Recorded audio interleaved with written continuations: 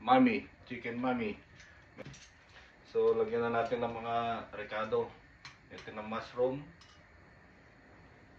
repolyo, natin ng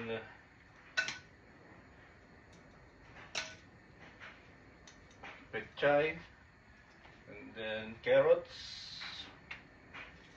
spring onion, then lagyan natin ng chicken barbecue toppings niya, lagyan natin ng egg, and then chicharong baboy. Yan, sabaw kumukulo.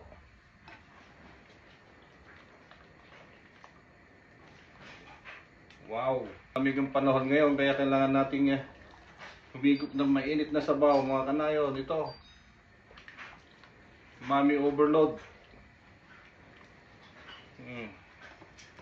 Ito yung product natin.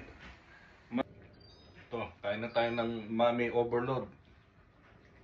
Sarap. Malamig yung panahon. Muulan.